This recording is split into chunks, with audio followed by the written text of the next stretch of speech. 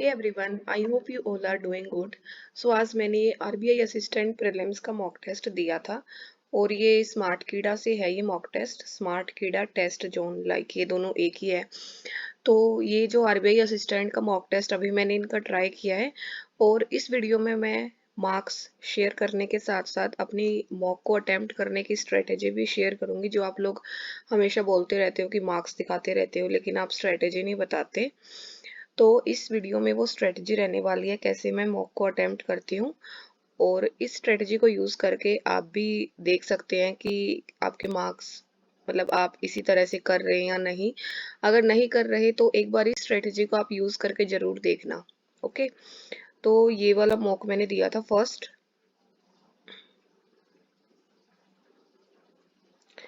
और इसमें मेरे जो मार्क्स आए हैं वो आए हैं 85.25 और इसकी कट ऑफ इन्होंने दिखा रखी है 75.25 और ये रैंक है 73। ठीक है, और इसमें इंग्लिश में मेरे काफ़ी गलत हो गए, चार तीन क्वेश्चन।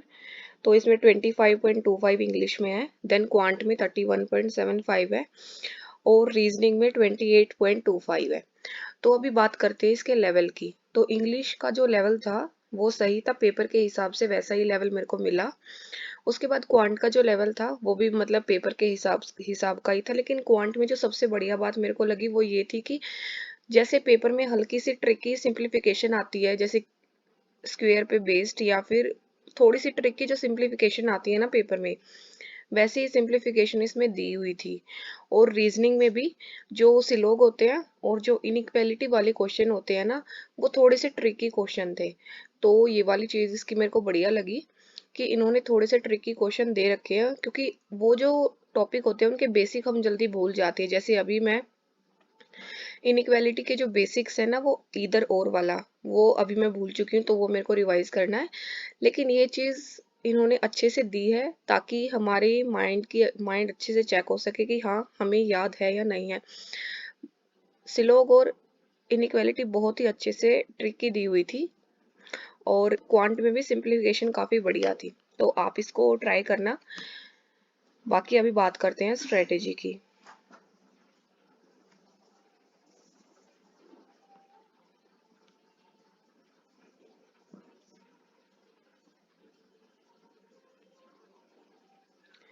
तो ये पहले इंग्लिश खुला था ऐसे ही जैसे पेपर में खुलता है इंग्लिश, उसके बाद क्वांट, उसके बाद रीजनिंग। और इन इसका जो पहले इंग्लिश में पहले मैं क्या करती हूँ, जैसे ऐसे वाले जो क्वेश्चन अगर दिखते हैं ना एरर वाले, तो एरर वाले मैं क्वेश्चन अटेम्प्ट कर लेती हूँ। जो वन लाइनर वाले क्वेश्चन होते हैं सबसे पहले मैं उनको अटेम्प्ट करती हूँ। जैसे ये एरर वाले क्वेश्चन आपको दिख रहे हैं, मतलब सेंटेंस की इम्प्रूवमेंट करनी है। उसके बाद जैसे ही आरसी वाला क्वेश्चन आता है उसको स्किप करके और मैं सीधा नेक्स्ट वन लाइनर वाला क्वेश्चन देखती हूँ कि कौन सा क्वेश्चन है। उसके बाद ऐसा क्वेश्चन अगर हो फिल इन द ब्लैंक तो वो भी मैं कर लेती हूँ।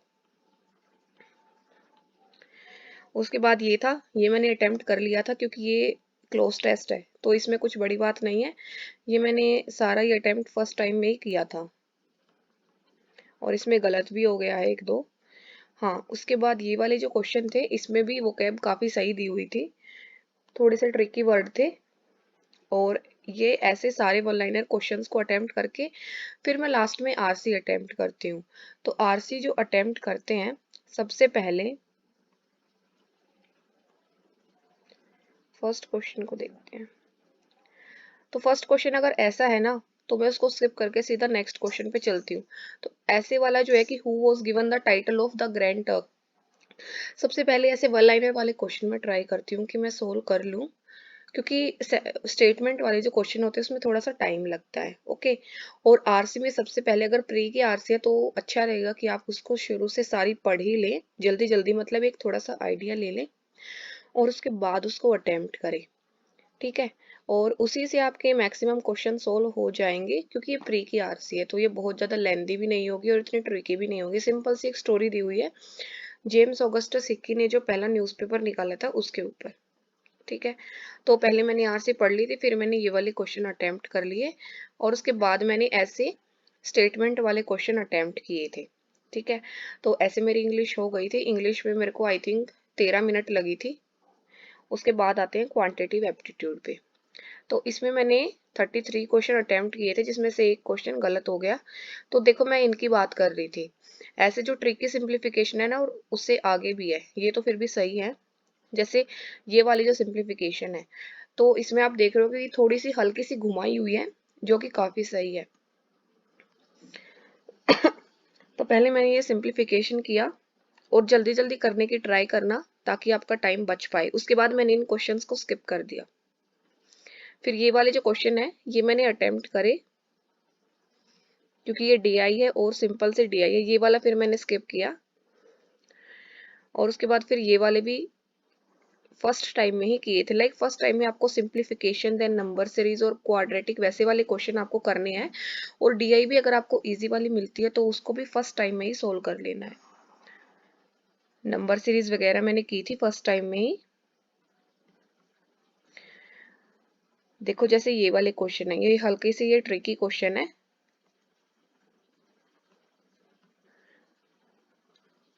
हाँ, तो उसके बाद फिर मैंने जो जितने भी अरिथमेटिक के क्वेश्चन बचे थे, जैसे कि देखो ये 51 पे जो क्वेश्चन है ना, इसमें मैंने गलती से 15 और 20 दो वैल्यूज आई थी, तो मैंने 20 से पैरामीटर निकाल दिया, लेकिन निकालना 15 से था। तो ऐसे भी जल्दी जल्दी में गलती हो जाती है, जो कि आपको स्किप करनी है।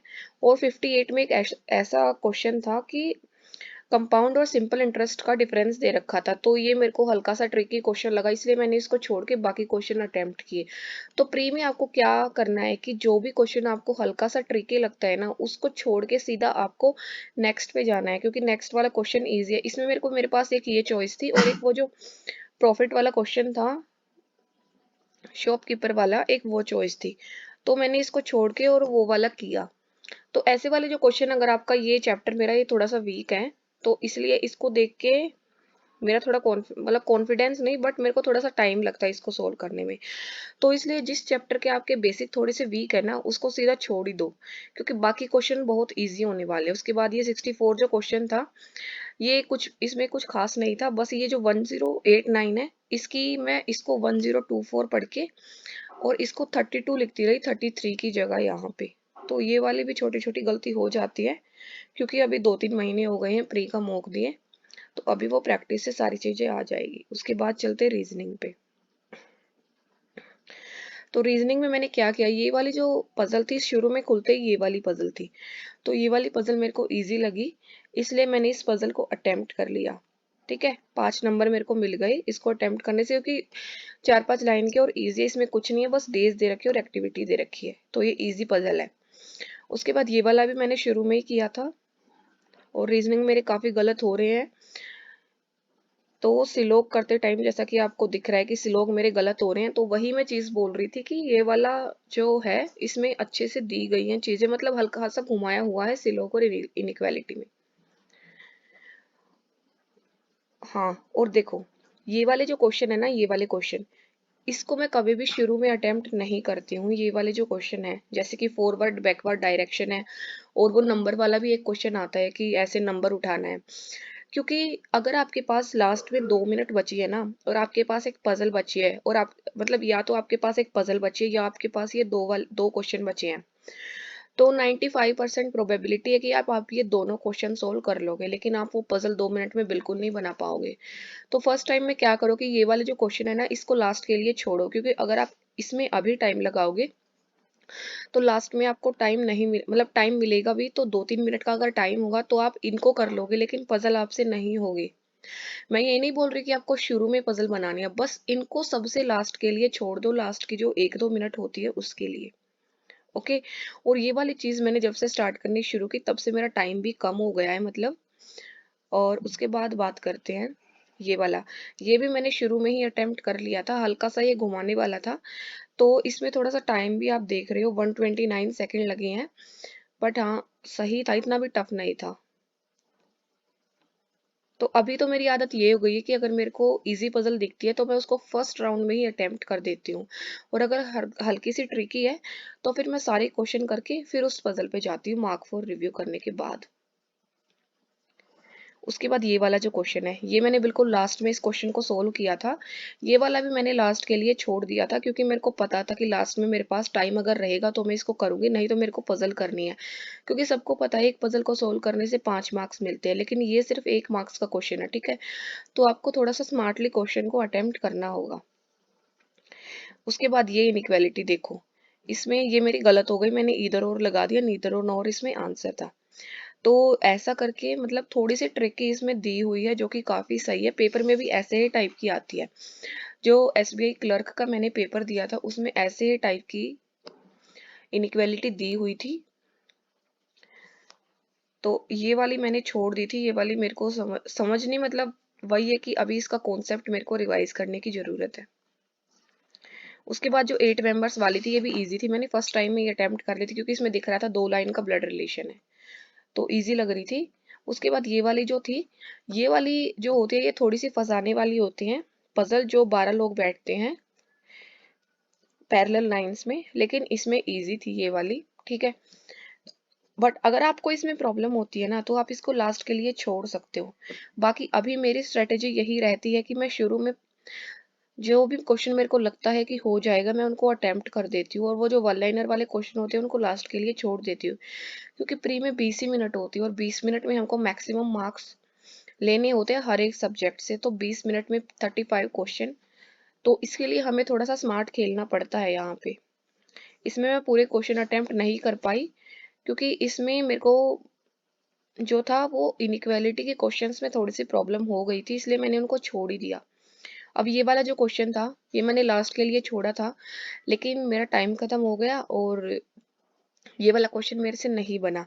तो अब देखो, अगर मैं इस पजल को छोड़ती, ये वाली जो पजल थी इसको अगर मैं लास्ट के लिए छोड़ती, और मैं इन वाले क्वेश्चंस को अगर अटेम्प्ट करती शुरू में ही, तो क्या होता, मेरे को 2 नंबर मिल जाते। लेकिन अगर मैं पजल छोड़ देती तो मेरे 5 नंबर चले जाते ना। तो इसलिए मैंने पजल को किया, 5 नंबर लिए, लेकिन ये वाले जो 1 नंबर के क्वेश्चन थे, ये मेरा एक रह गया। तो एक तरफ 5 नंबर है, एक तरफ 1 नंबर है, तो आपको ऐसे थोड़ा सा सोच के करना पड़ता है अटेम्प्ट। और ये वाले जो था क्वेश्चन, ये भी काफी सही दिए हुए थे। बाकी इसमें मेरा एक गलत हो गया, और एक ये मेरे को इसमें थोड़ा कंफ्यूजन हो गया। टाइम भी देख रहे हो, 109 सेकंड लगी है। तो इसलिए फिर मैंने इसको छोड़ दिया और बाकी के क्वेश्चन कर लिए। हाँ, बट यही है, रीजनिंग में 35 अटेम्प्ट आराम से इसमें हो सकते थे, ऐसी कोई बड़ी बात नहीं है। बट मेरी प्रैक्टिस छूट गई है, तो इसलिए अभी थोड़ा सा टाइम लग रहा है। और इनइक्वालिटी और सिलोग के भी कॉन्सेप्ट अभी रिवाइज करने हैं। और बाकी अगर आपको ये मॉक टेस्ट अटेम्प्ट करना है ना, लाइक कुछ भी नहीं करना आपको, बेशक से आपने आंसर देख लिए हों, जस्ट आपको क्या करना है कि इस मॉक टेस्ट को, जो मैंने स्ट्रेटेजी बताई है, इसी टाइप से, जैसे मैंने बोला है कि ऐसे ऐसे मैंने क्वेश्चन किए थे, इसी टाइप से आप एक बार इसको अटेम्प्ट करने का ट्राई करना, ठीक है। आपने आंसर देख लिया, कोई बात नहीं, लेकिन आप एक बार इसको ट्राई करना। और इसको अगर आपको अटेम्प्ट करना है ना, तो आपको इसका लिंक डिस्क्रिप्शन में मिल जाएगा, वहां पे आप टैप करके इसको अटेम्प्ट कर सकते हो, ठीक है। आंसर देखना कोई बड़ी बात नहीं है, जस्ट आपका कॉन्फिडेंस बहुत जरूरी है, क्योंकि बेसिक जो है प्री के सभी के क्लियर होते हैं। लेकिन बात आती है स्पीड पे और पेपर को अटेम्प्ट करने वाली स्ट्रेटेजी पे, तो उसमें आपको स्मार्ट रहना पड़ता है। और अगर आपको ये टेस्ट सीरीज बाय करनी है, तो उसका भी लिंक आपको डिस्क्रिप्शन में मिल जाएगा। बाकी जो लेवल था वो मेरे को काफी सही लगा, लाइक जैसा पेपर में लेवल आता है वैसा ही लेवल था, और थोड़ा सा माइंड चेकिंग भी थी। थोड़े से ट्रिकी क्वेश्चन भी मेरे को अच्छे लगे, जो कि होने भी चाहिए हर एक टेस्ट सीरीज में। तो इतना ही था इस वीडियो के लिए। और आपको अगर इसमें कुछ भी समझ ना आया हो, तो आप कमेंट कर सकते हैं, ठीक है। So that is all, thank you and have a nice day.